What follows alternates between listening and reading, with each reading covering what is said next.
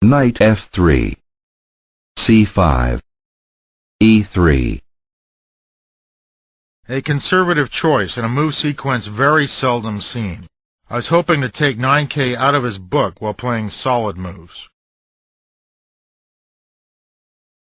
Knight c6, c4.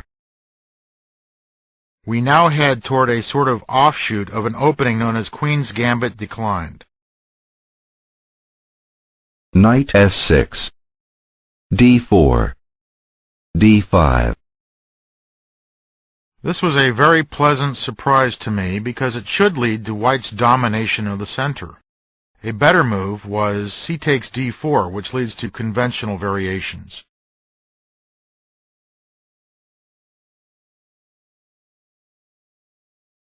C takes d5. Knight takes d5. e4. With this advance, White seizes control of the center with gain of time. Knight f6, d5. This marks the first moment in the match when I could not restrain my aggressive impulses. Although this move is not necessarily bad, it demands very accurate play from White.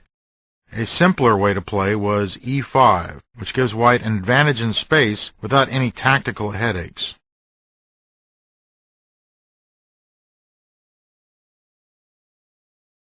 Knight takes e4. Of course, I had reckoned on this possibility when playing my seventh move, but I misjudged my chances.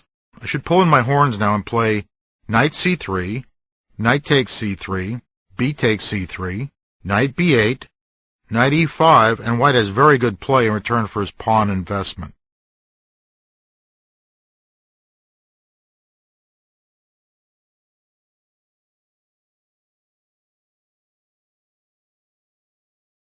D takes c6.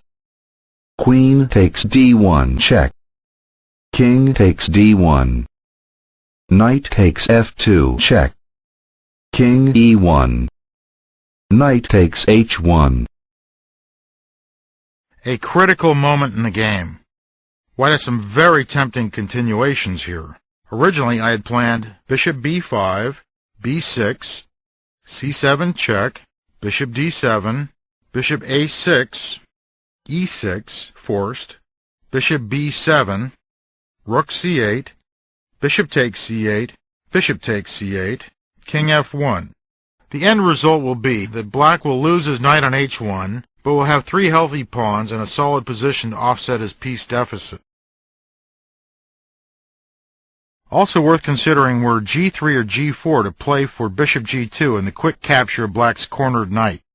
But in that case, Black would boast of 3 pawns and a rook versus 2 pieces, a very favorable material count for the second player. Instead of playing either of these continuations, I went in for a long-winded tactical line that results in a pawn-plus ending for ChessMaster 9000. C takes b7. Bishop takes b7. Bishop e5 check. King d8. Knight e5. Rook g8. 9K starts a brilliant defense. Every move from here to move 20 is now forced. 9K uses the tactical device called the pin to reach a superior ending. Knight takes f7 check. King c7. King f1. g5. A very important move. This pawn push removes the possibility of White playing bishop f4 check, and so stifles his development. After this move, I went into a bailout mode, and where I was once playing to win, I was now playing to draw. I could foresee that I would be entering an endgame a pawn down, but I felt that my superior pawn structure might save the day.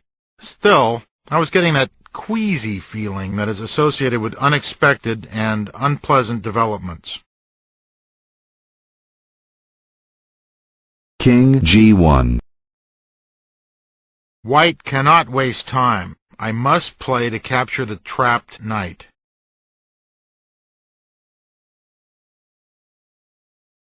Bishop G7. Knight C3. If white grabs the knight with king takes h1, he suffers from back rank problems after rook g f8, bishop c4, rook takes f7, bishop takes f7, rook f8, with the end result being that black will recoup his lost material with interest.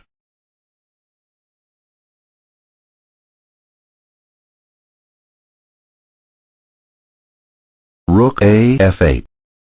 Bishop c4. Knight f2. ChessMaster 9000 gives a clinic demonstrating how to exploit a pin for profit.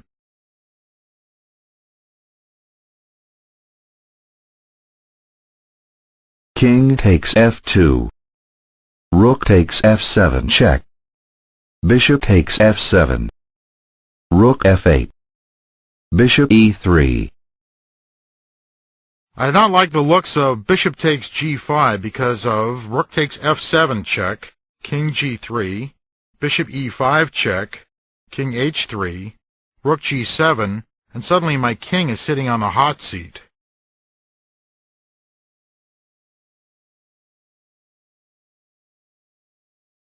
Rook takes f7 check.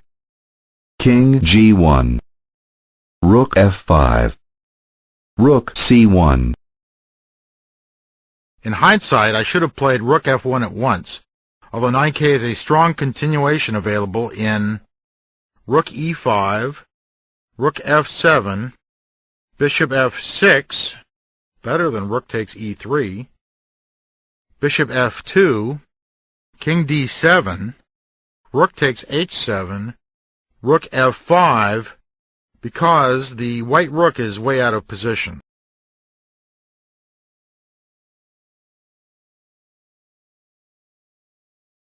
Bishop c6. Rook f1. Rook e5. Rook f7. Rook takes e3. Bishop f6, bishop f2, king d7 is also good.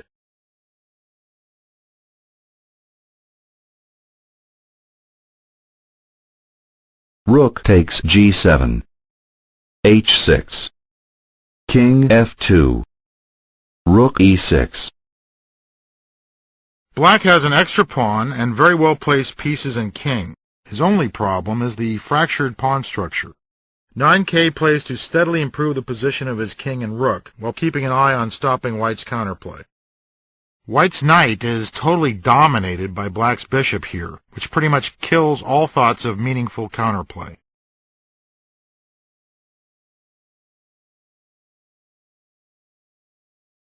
g3. King d7. Rook g8. Rook f6 check. King e2. g4. Suddenly 9k has the strong plan of swinging his rook over to h5 to attack my newly fixed weakness on h2. Of course, I cannot touch the g-pawn. Rook takes g4, bishop f3 check spears my rook.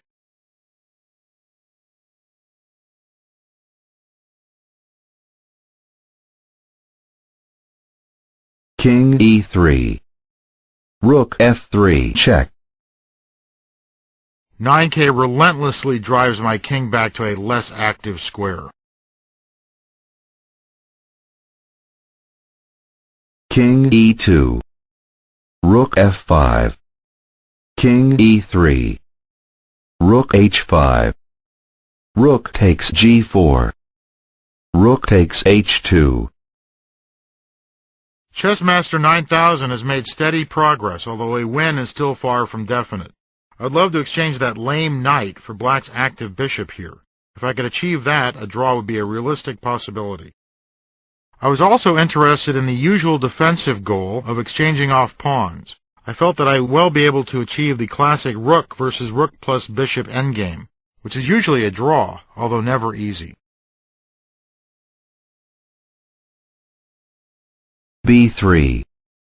Rook h5. Rook c4.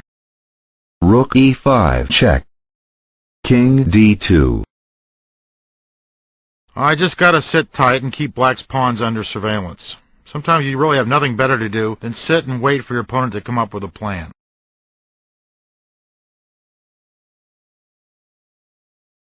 H5.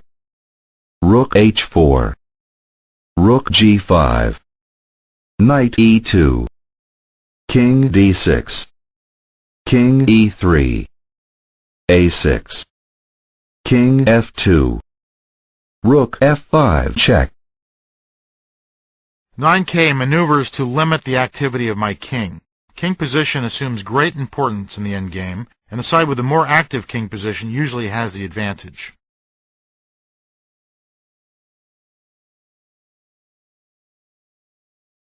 King E3. Rook F3 check.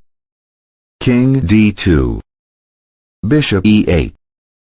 G4. This is actually a good move, although my follow-up was horrible.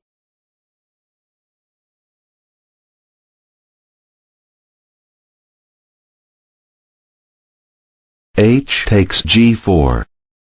Knight C3. This blunder effectively ends the game. There is still plenty of fight after rook takes G4, rook F2, rook F4, rook H2, King E3, rook H3 check, King D2, Bishop H5, Knight C3 forced, Bishop G6, Rook A4 fighting back, Rook D3 check, King E1. Now the point here is that Rook takes C3 is met by Rook takes A6 check, which wins back the piece and forces a likely draw.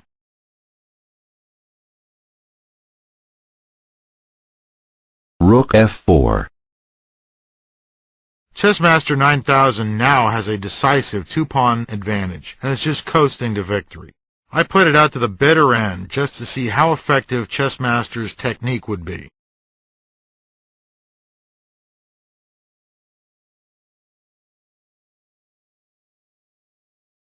King E3. King E5. Rook H7. Rook F3 check. King D2. Rook D3 check. King takes D3. Bishop G6 check. King E3. Bishop takes H7. With the exchange of rooks, there is no possibility of creating any counterplay, and black's pawns will just roll forward and stretch white's defenses to the breaking point.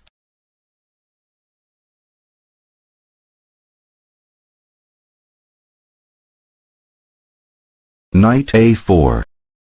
Bishop B1. Knight takes C5.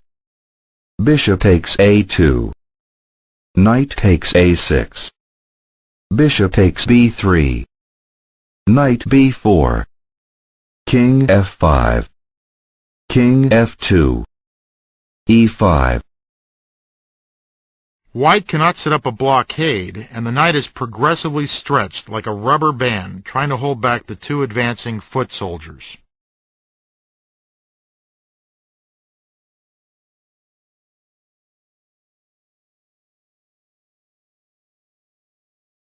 Knight D3. Bishop C4. Knight E1. King E4. King G3. Bishop E6. King F2. Bishop D7. Knight G2. King D3. King G3. King D2. Wow, this was a real wake-up call. I failed to keep the position under control and paid dearly for it. 9K displayed its usual tactical brilliance, but I contributed to my loss by allowing the position to explode tactically. I had to put this game behind me and get a decent night's sleep to be ready for tomorrow's decisive final games.